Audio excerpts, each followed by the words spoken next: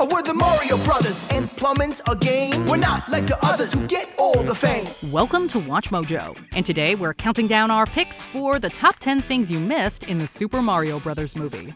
Yes! Fire! For this list, we're looking at Easter eggs, references, and other hidden details from the Mario movie that fans have been waiting nearly 30 years for. As long as you're cautious of a few spoilers, let's go! Did you catch any Easter eggs? Which power-up got you the most pumped? Let us know in the comments. Number 10. Princess in Another Castle. The Mario movie gives Princess Peach an upgrade, no longer being the damsel who constantly needs rescuing. Although the story doesn't revolve around Mario saving the princess from a castle, the filmmakers still managed to work in a classic/frustrating line. Upon arriving in the Mushroom Kingdom, Mario seeks an audience with the princess. He needs to get past two toads at the door. The toads try to turn Mario away, telling him that the princess he's looking for is in another castle. Anyone who grew up with the 1985 NES game will be all too familiar with this line and the disappointment Toad brought at the final stage of almost every world. However, Peach is clearly in this castle, modeled after the one from Mario 64. Yahoo! Wah! Yahoo! Yahoo! Number 9. Yoshi's origin story. Numerous classic Mario creatures can be found throughout the film, including Cheep Cheeps, Shy Guys, and Bitty Buds. As Mario, Peach, and Toad depart from the Mushroom Kingdom, you can spot a herd of Yoshis roaming in the background. They come in a variety of colors, from pink to yellow to red to light blue. Green Yoshis are also visible, but none are the exact shade of green as the default Yoshi who often accompanies Mario. That might be because he hasn't been hatched in this continuity.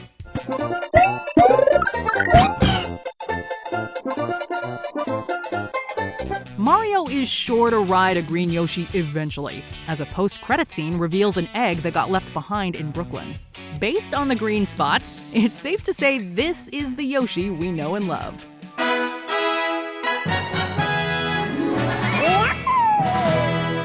Number 8. Baby Mario Brothers. In the cinematic universe, it appears Mario will meet Yoshi as an adult. In the games, they go way back, with baby Mario requiring his dinosaur pal's aid in 1995's Yoshi's Island.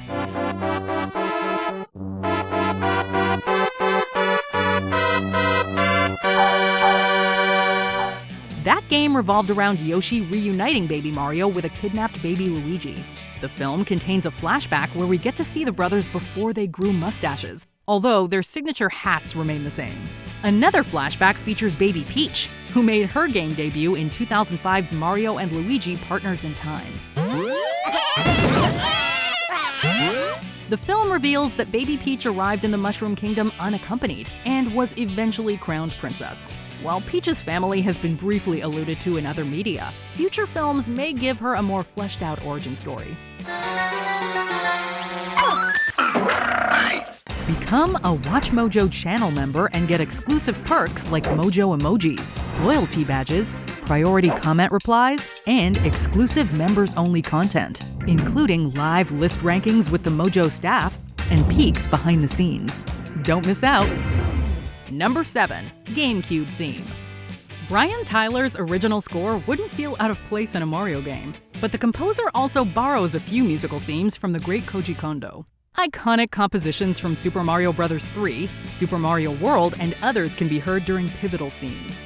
The musical moment that put the biggest smile on our faces comes early in the film, when Luigi receives a phone call. Super Mario Brothers!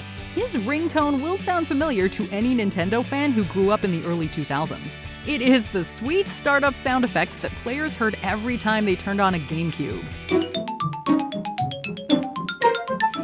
This infectious musical piece was conceived by Toru Minegishi, who has also worked on franchises like The Legend of Zelda and Splatoon. Number 6. A retro commercial. The Mario Brothers theme has spanned generations, but you'd have to be an 80s or 90s paisano to remember the plumber rap from the Super Mario Bros. Super Show. Composed by Chaim Saban and Shuki Levy, whom you might know from another little franchise called Power Rangers, the rap was performed in every episode by Lou Albano's Mario and Danny Wells' Luigi. We're faster than the others, you'll be hooked on the brothers. In the film, the nostalgic rap serves as an introduction to Mario and Luigi as they show off their plumbing skills in a commercial. You'll be hooked on the brothers. Huh! Is it just us, or does the woman in the commercial sound an awful lot like Jeannie Elias, who voiced Princess Toadstool in the show? Thank you, Super Mario Bros. Well, in any case, the ad provides a clever link between two animated Marios. Number 5, the DK rap. We think there might have been an unwritten rule that every Nintendo character needed to get a rap song. Donkey Kong was no exception.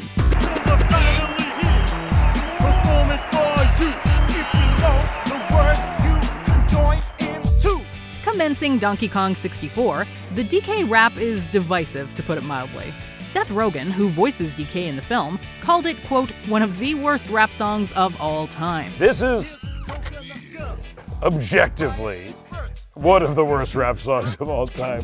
Although it's hard to argue otherwise, we can't think of a better way to introduce DK here.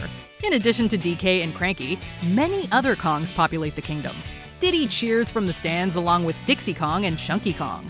During the journey to Rainbow Road, you can also see Funky Kong driving a cart.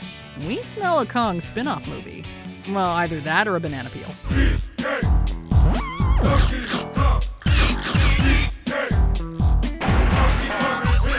Number 4, Bowser's wedding guests. As Bowser plans to marry Peach, the groom's side takes up a lot more room than the reluctant brides. Aside from the assorted enemies, some notable wedding guests stand out.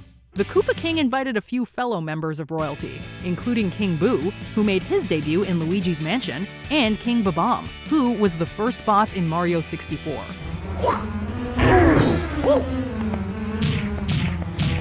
Bowser dresses sharp for the occasion, donning a white tuxedo that resembles the one he wore in Mario Odyssey. Bowser's big day is cut short as Peach trades her white dress for something blue, Mario crashes the wedding, and King Babam gets a rude awakening. Number 3, Spike of Wrecking Crew. Wario and Waluigi might not play major parts in the film, but one of Mario's oldest human rivals does make an appearance.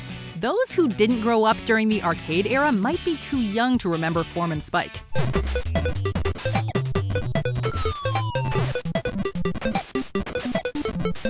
Serving as an antagonistic figure, Spike appeared in 1984's Wrecking Crew, which later got a home console release and its Japan-exclusive sequel. As Mario destroys objects, the construction worker tries to knock him down a peg.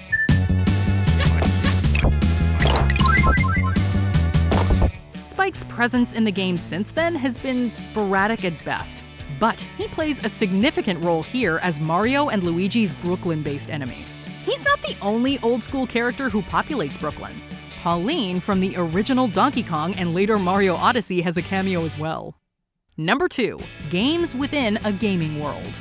Before Mario leaves Brooklyn, we're treated to an onslaught of Nintendo references. In a pizza parlor, the 1981 Donkey Kong arcade game is being played.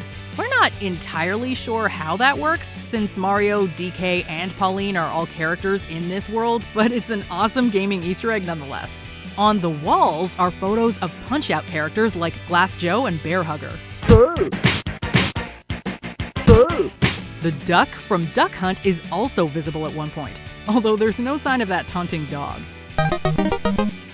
At home, Mario is seen playing 1986's Kid Icarus on an NES while a model resembling Star Fox's R-Wing dangles from above. A Pac-Man arcade game pops up during the climax as well, giving us hope for a Nintendo cinematic universe. Number 1, the OG Mario. Wherever you stand on Chris Pratt's casting, Charles Martinet will always be the voice actor we associate the most with Mario. Hello, it's me, Mario! Woohoo! Although he doesn't play the titular character here, Martinet's voice can be heard a couple of times. Martinet lays on the thick Italian accent as a fellow Brooklyn resident. While that familiar voice sticks out like a sore thumb, Martinet is much harder to recognize as Mario and Luigi's father. Before settling on a friendly, upbeat voice, Martinet thought about auditioning for Mario with a gruff Brooklyn accent. As Mario's dad in the film, Martinet gets to do a raspy voice that's closer to what he originally had in mind. We guess that brings Martinet's journey as Mario full circle. This brings back the memories. Mamma mia! Did you enjoy this video? Check out these other clips from WatchMojo, and be sure to subscribe and ring the bell to be notified about our latest videos.